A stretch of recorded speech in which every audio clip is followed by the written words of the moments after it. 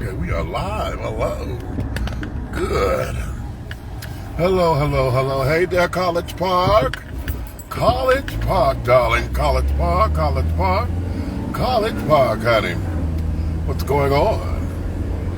College Park is where it all goes down.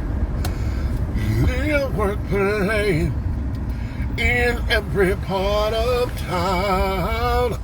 College Park is Georgia's front door. College Park, we've got so much in store.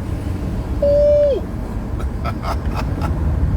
What's going on, people? What's going on? Child, honey, listen. Isn't this just a beautiful day out here? Have you guys been outside yet? Honey, I have been up and running all day long. I'm coming to y'all because hopefully we'll get ready to do what I was trying to do yesterday, Chad, okay? And I guess I'm going to give that over to the Lord, honey, because for whatever reasons, the signal kept saying that, it kept going out or whatever. And as y'all saw, for those of you who tried to watch yesterday, honey, listen, the damn thing just gave up on its own. It just stopped, and the signal said nope. And every time I was trying to get somewhere where I was trying to get the signal to come back, it just would not return. It got to the point where Facebook just ended the live itself, and trying to come back on, I just didn't have an opportunity to because I couldn't get in. So I'm like, okay, cutesy, what are you doing, ma'am? Okay. I don't think she knows where she's going. But in any event, we are here today, and I'm going to talk about self-care. What I started talking about yesterday, okay? And I want to be able to have a serious conversation with you, because oftentimes when we talk about self-care, we are readily available to give that information to everyone else. Oh, honey, you need to take care of yourself. You really got to take care of yourself. You really need to learn how to do for yourself. You need to rest. You need to exercise. You need to. And that is advice that we must give to ourselves as well, okay? And in giving it to ourselves, we must be able to define what that means. Because sometimes we believe that self-care only means, oh, well, I'm going to go get my hair and my nails done. Or, oh, on my off day, I'm not going to run around today. I'm just going to stay in the bed. I'm just going to rest. Okay? And those are some of the things, okay? Oftentimes, self-care is when you unapologetically do those things for yourself that you readily do for someone else without question or without hesitation. And we can get to the point where we can do those same kind of things to ourselves or for ourselves that we do for someone else without feeling the guilt, without feeling apologetic, without feeling as though something like the world has to be wrong or something has gone on before we're able to care for ourselves. That's what we need to look at, okay? And those ideals include mental health checks, honey, when we have to go to therapy, when we have to go for some kind of counseling or whatever. Physical checks, when you have to get up and go to the doctor, okay? For preventative medicines, not just because you got sick and you're being very reactive. We have to go when those things, when we're doing the routine and the maintenance of it all. We have to be able to go to the doctor to all of the different people and stuff, because oftentimes, like, there's many different specialists and things. It seems as though the older we get, it's like every day now revolves around a damn doctor's appointment. Have y'all noticed that? Because we got so many different specialists. This doctor here, this doctor there. So hell, by the time you look up, honey, at least, 3-4 times after month, you're going to a doctor's appointment. And it's like, what the hell is this? But in order to keep us together, to keep us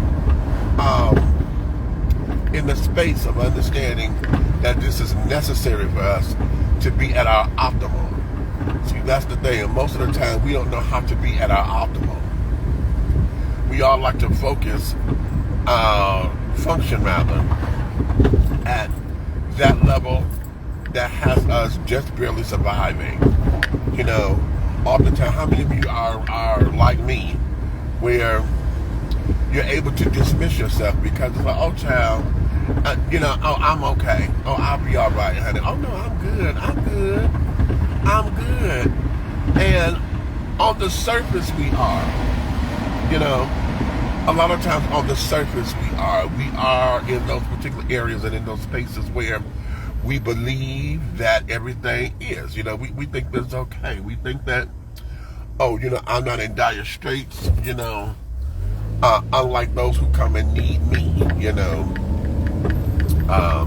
I'm not as bad off as they are, so I'll be all right, Or you may put yourself in that position where you're saying, oh, child, just give me a couple days, honey. I know how to pull back and sit down and relax. And you're thinking that because you can grab yourself a bucket of popcorn, honey, sit down and binge watch your favorite program, that you're taking care of yourself.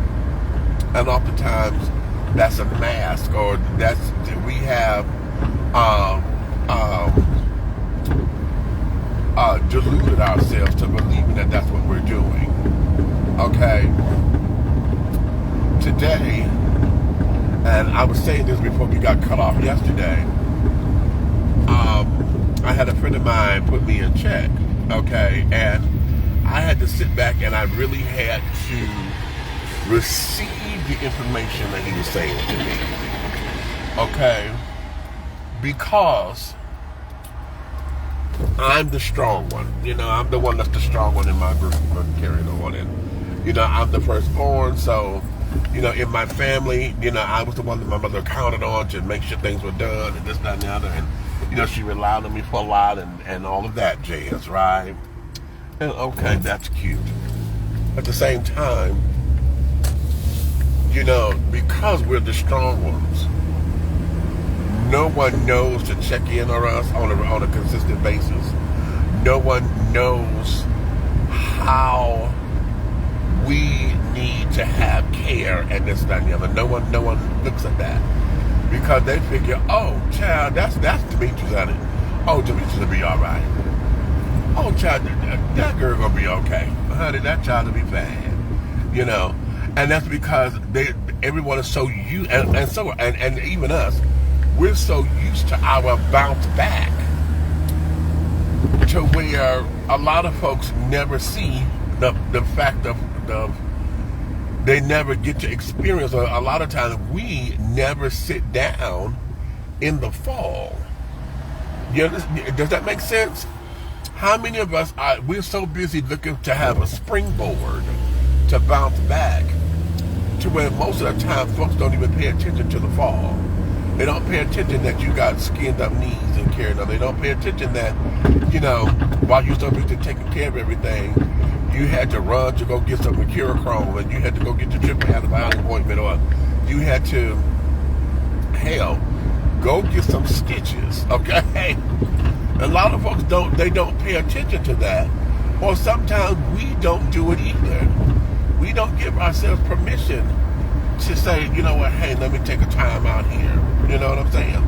I say this a lot, and that there is, Superman has to go to the Fortress of Solitude every now and again. Wonder Woman always had to go back to Paradise Island every now and again. And why? Because they too needed to get away. Okay? If it's one thing that the story of Jesus getting away from the multitude explains to us, is that even Jesus, the way that it's taught, even Jesus had to pull away and get to himself and go away get away from everybody just for a few moments. Because while he got to get himself together, he got to get back in his head. He got to make sure that his heart, his mind, his spirit is all in alignment. Okay? Because for so long, we're in that space to where we give and we give and we give and we give, to where we don't never give to ourselves. Okay? And here, a lot of that comes from how we're taught. We are taught that being selfish, honey, is wrong. Being selfish is a bad thing. You're not supposed to be selfish. We're always supposed to be giving. We're always supposed to give. But here's the one thing that we forget about the giving process. Number one, you're supposed to do it cheerfully and willingly. Okay? Some of us are caught up in that because we think that we're just supposed to give and give because it's a what would Jesus do kind of situation. Okay? And we don't take heed to the fact that oftentimes our heart is not in it. Oftentimes we do it out of obligation. Oftentimes we do it because we think it's the right thing to do. Oftentimes we do it because it's a buy my way into heaven kind of thing. Oftentimes we do it because it becomes one of those, if I do this now, then on the back end they'll be able to do this, this, and this. Sometimes it's a quid pro quo kind of thing. That I'm expecting something down the line. And that's something that a lot of us won't never admit to. We won't admit to sometimes that we do stuff because we're looking for something down the line. We won't admit that sometimes we do stuff because it becomes selfish. Because we want the adulation, the applause, because we want to feel needed. We want to feel as though the world couldn't do it without us. Okay? We want to feel like we made a difference. We want to feel needed. We want to feel wanted. We want to feel as though, without me, there is no you kind of thing. All right? And that's heavy. And a lot of us don't like to admit it. We won't admit it because we think that to admit that something is wrong with us. No, it's just that we're human. And in our humanity, that there is part of it. And it sounds grim and it's all those different things, but we have to learn how to embrace that. Because it is in that we learn how to say no. So a lot of us don't know how to say no because, again, we're taught that no is a complete sentence. No is a no in every language. Okay? I don't care how many different languages we have, no still means no. Okay? At the same time of it being no, oftentimes we have allowed ourselves to be adulterated with the idea that to say no means that we're being selfish, that we're not being Christian-like, that we're not, and you fill in the blank. And a lot of us get indoctrinated with a lot of those feelings instead of looking at it from the perspective of, I have to protect myself. Now, here's the other thing. A lot of us who abuse the word no, there are those of us who are just maniacal in life. Okay, they are so self-absorbed to where they mean nothing to no one in this life but themselves. Okay? And it's those people that we end up, using as the barometer for such occasions. We use those kind of people when we say, oh, that's just wrong, that's just mean, that's just unchristian-like, that's just. We use those people as the barometer when they are exceptions. Those particular people are exceptions because, okay, call it a character flaw, call it whatever. They're not the rule. And instead of us redefining the rule or accepting the rule that there is not. That's not what that means. We've run away with it. And so we don't know how to take care of ourselves. Sometimes saying no is necessary. Okay? To have your peace, to have your solitude, honey, to keep you in order. Okay? To keep you from running amok. Sometimes no is the best thing that can ever happen to you. It may not feel easy. It may not feel like it's the right thing to do. But honey, hey, there are those moments, honey, where no is just what the doctor ordered. Okay? Let's look back when you were children. And what if your parents had said yes to everything you wanted to do? We know some of them knows what to keep us out of trouble, keep us out of jail, keep us in our right frame of mind. Okay? Those things happen for a reason. Okay? So when we talk about self-care, we have to understand that sometimes saying no is just that.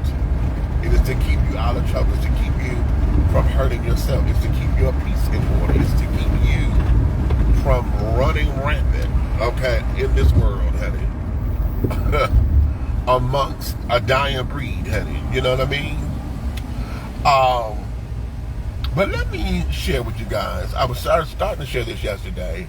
A friend of mine told me, I told y'all, honey, my apartment is completely in shambles. Completely. I don't let company come over because it is just that bad. Okay? And I do not make, I'm telling y'all, there's no exaggeration when I say my apartment looks like a storage unit that's been hit by a hurricane or some kind of storm, okay? And so, my friend, he stayed with me at one point. I had given him an example of what the apartment looked like. And when I bought my bedroom set, now I shouldn't have bought the damn thing, but I did. I got it because it had the little settee little thing, honey. Come on, girl, because you flying just to race me. Come on, shit. I bought it for this little sitting thing, right? That was at the end of the bed, and I thought that damn thing was so cute. Needless to say, that it has not been used for the little settee that I got it for. Okay? It has become the catch-all, honey. It's become where I throw all of my clothes, honey, put them there. And you know how we do, honey. You got another day's wear out of this. You wasn't sweaty or nothing. This could stand one more day, and this, okay? It becomes that. And so when he was staying with me, he used to like to sit on that because that was his praying area, right? And so he used to get on me because he was like, "Oh, God, I just cleaned this thing off. Come on." And I told him, I said, now imagine that being the entire house. And so he said to me, he says, D, he said, it's time. And I said, what? He said, it's time to let go. And I said, yeah, I understand. I said, I'm starting to pack up stuff and, this, that, and the other, because that's the first thing I started doing. I was able to start packing clothes, right? And so he said, no, I'm not talking about the physical stuff. He said, I'm talking about the mental. It is time for you to let go because you have been holding on to that stuff for so long to where your apartment shows where your mind is. I said, yeah, I've been told that all of my life. I said, but I just know that my apartment shows the dysfunction that everybody thinks that I'm operating in, And I told y'all this the other day. I've come to realize that I've been stuck. And I thought I was stuck in 2021. No, I'm not stuck in 2021. I'm stuck in 2019. 2019 was the year that my son was arrested. Okay?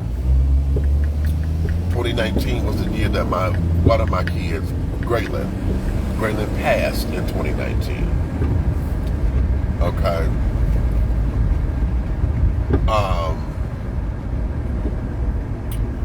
And he passed, it was COVID before we knew what it was. Okay.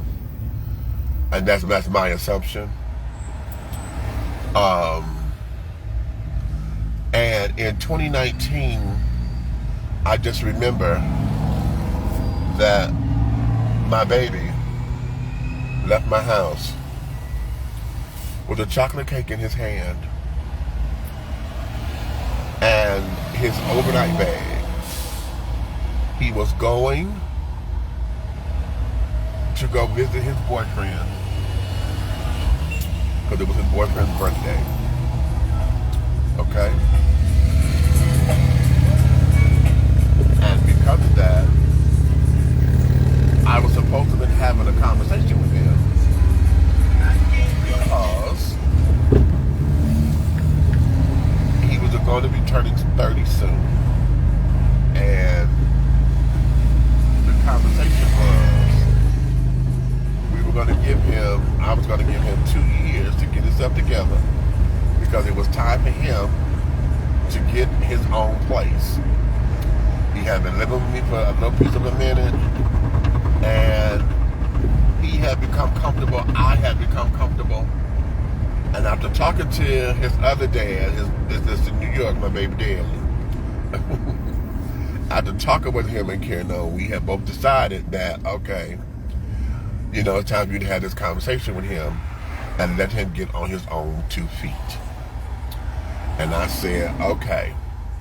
So I told Kiera's when he come back, we're going to have a conversation. And he said, about what? I said, don't worry about that. We'll talk about it when you come back. And my baby never came back home.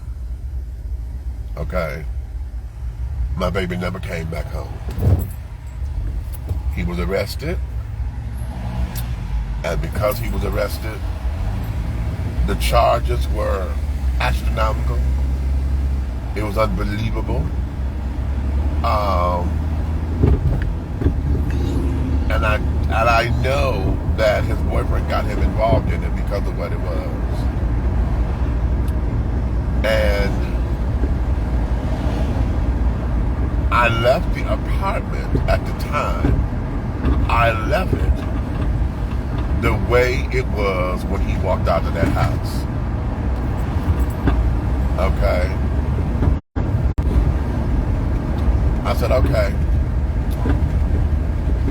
I left it like it was when he walked out the house.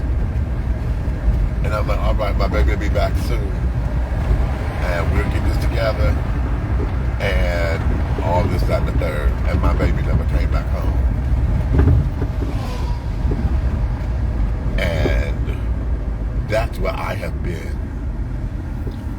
So a lot of the stuff that I have in the apartment, his stuff, that's been 3 years ago that he passed. He and my mom passed 4 months apart. Okay. I told y'all 2021 was my year that every month of the year I had lost. Significant loss. People who were very close to me, some family members. I just had lost every month of the year in 2021. So,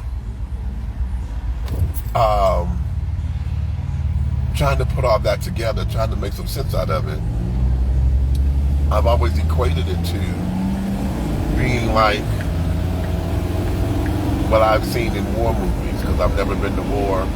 I'm not a veteran, so I don't know what that kind of combat is. Oh shit, I'm forgetting about this.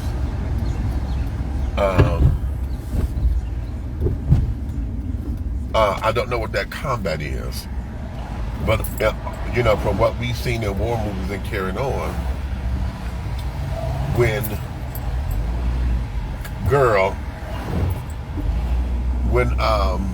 children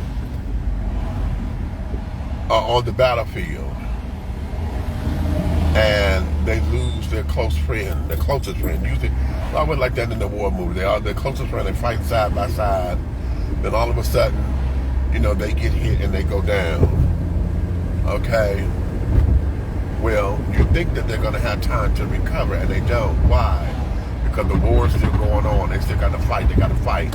They got to press. They think they got time because they're trying to save their friend. They're like, no, you can't. He's gone. We got to keep moving. We got to keep moving. So now you're in vengeful mode because it's like, okay, fuck it, I'm gone.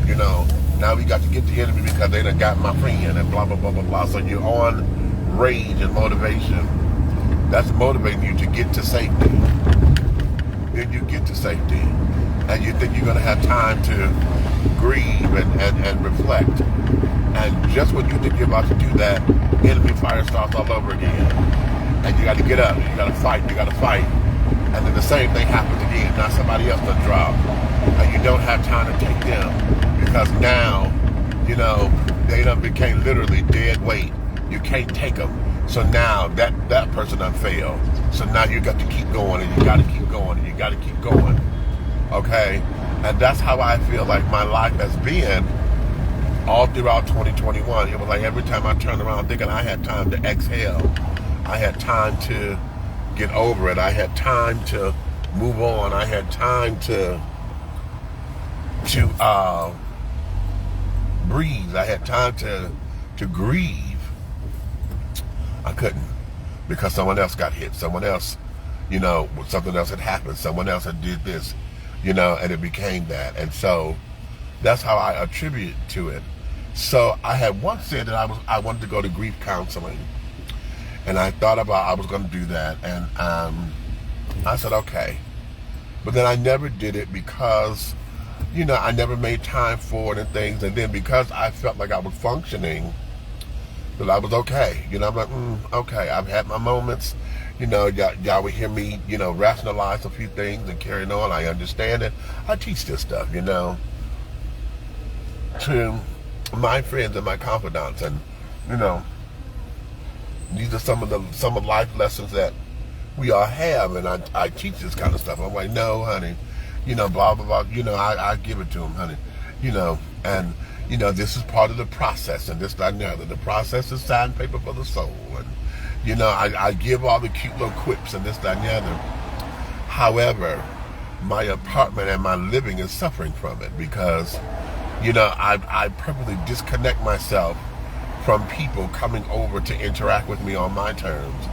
Okay, and I'm not one who likes to go over to other people's houses a lot. You know what I'm saying? I'm not one who does that because that's a control thing. I know it. I'd rather be the host. This, that, and that. To come over here, visit me. This, that. I'd rather be that person. And carry it on. However, it has not been that way. And also, I know that this part of me keeping my place unkempt is also, where you going, huh? You trying to turn left, of course. Come on.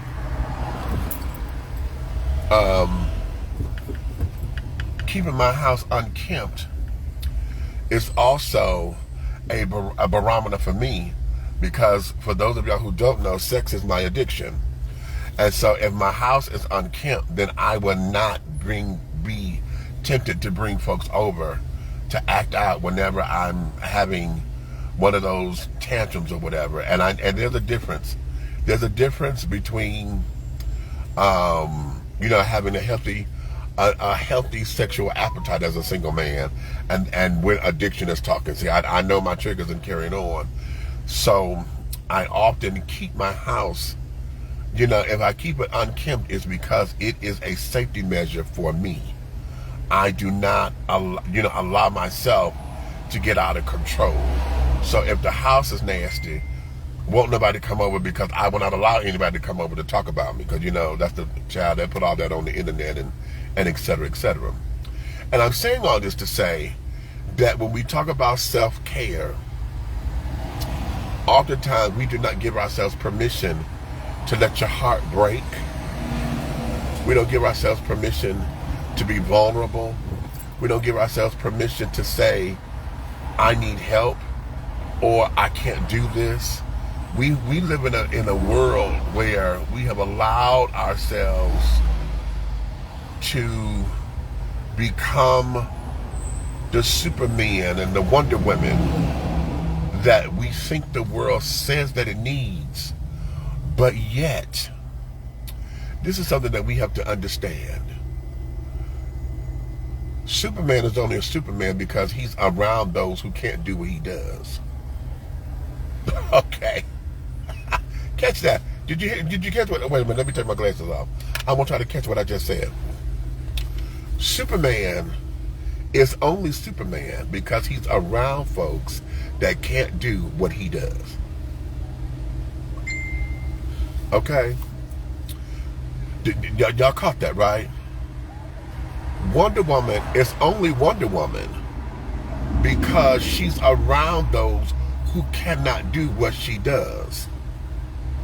When Wonder Woman goes back to Paradise Island, honey, she became the princess because she was the best amongst the people there. But everybody on the island is a Wonder Woman. And they don't call her that on the island, not on Paradise Island. Now when she's around everybody else who can't do what she does, who don't have the bullet deflecting bracelets, who don't have the lariat of truth or whatever, when she's around folks who can't do what she does, okay, yeah, oh, she's a Wonder Woman. Okay? Y'all remember Superman 2?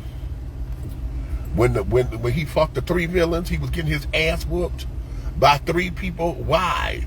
Because they all had the same abilities and strength, and they came and kicked his ass.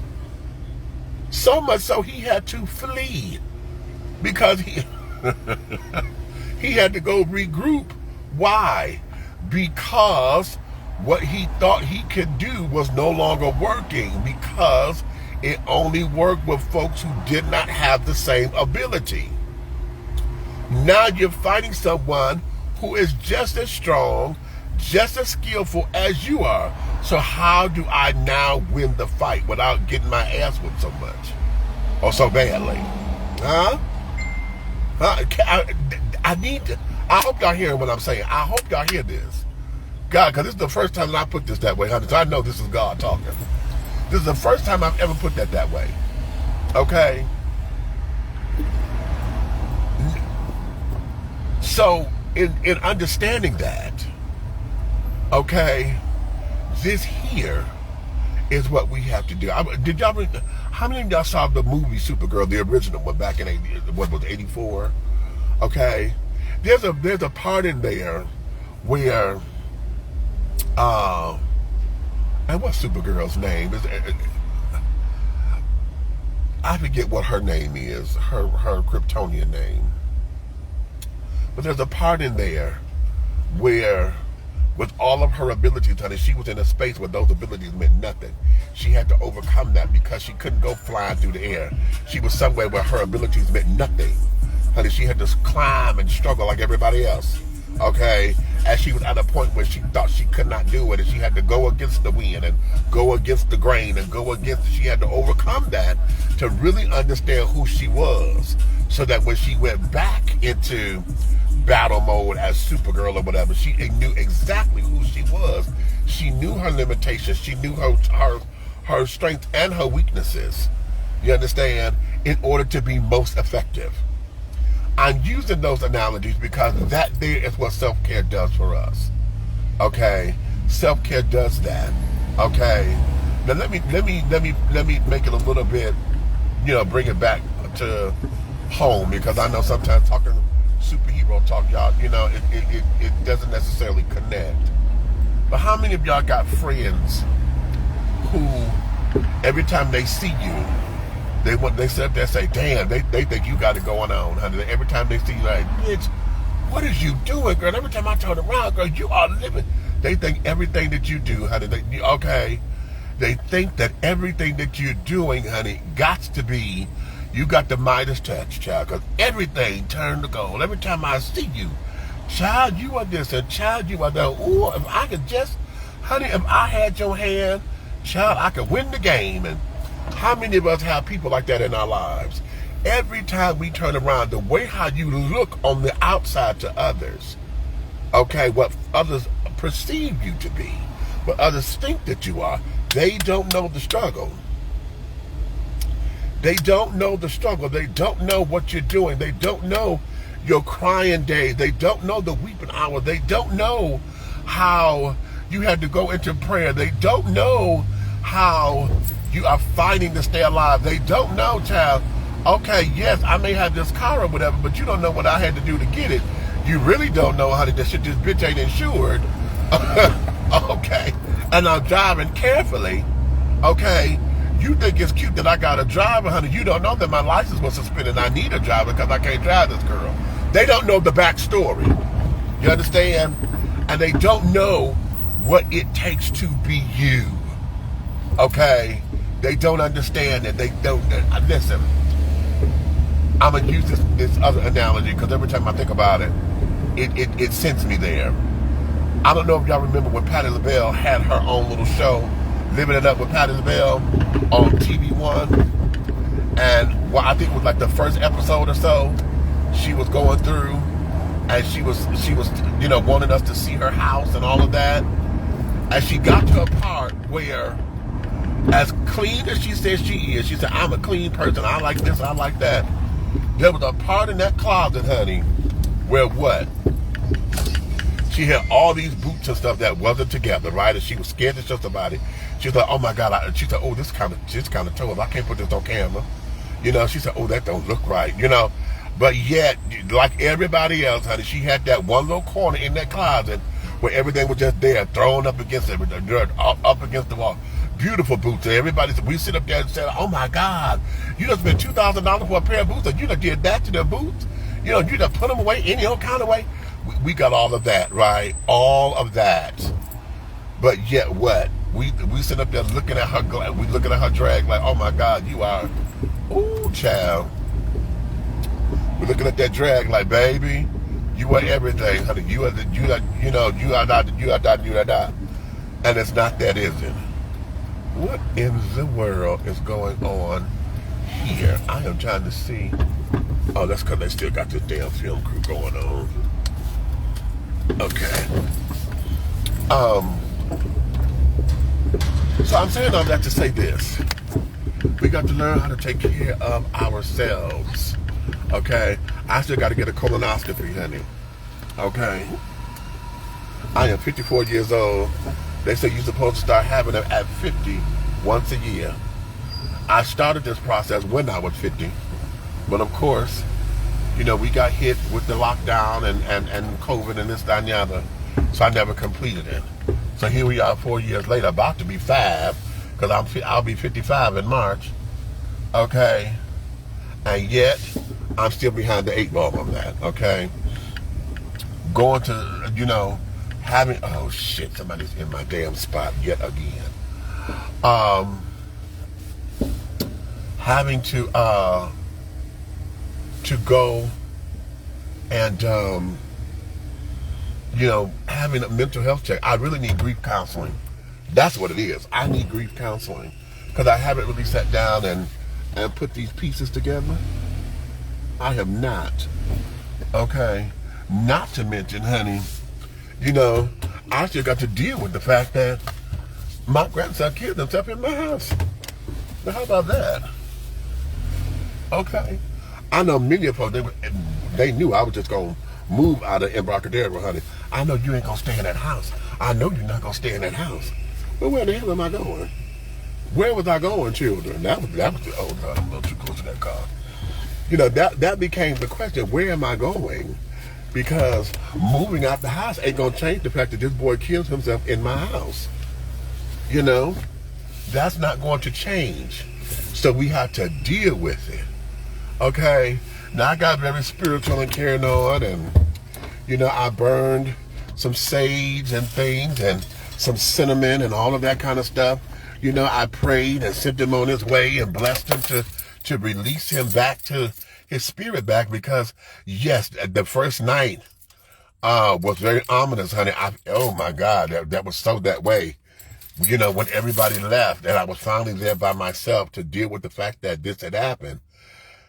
You know, she was a councilwoman then, but Councilwoman McKenzie had come to me. She said, "You all right?" And she and her team, I forget who else it was. I know she and her husband and somebody else, they had offered to get me a room that night, so that I wouldn't be at the house. And I did. I went to the Radisson. She said, "Just pick anywhere you want to go." And the Radisson was a brand new hotel.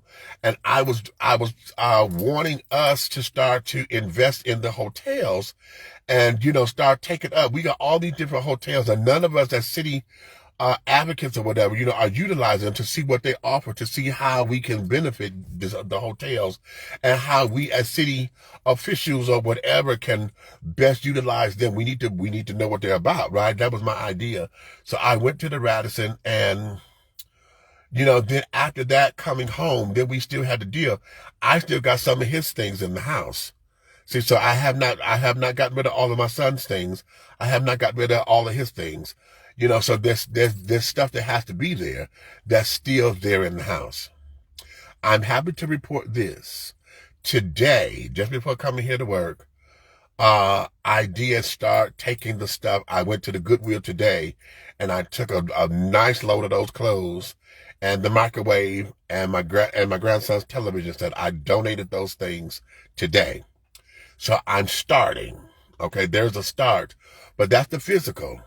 The mental got to get right now. The mental got to get right, because I'm starting to believe that some of these aches and pains that I'm having in my body right now, I believe it's all connected. I've got to get right holistically, so that my body will start to let go and to release.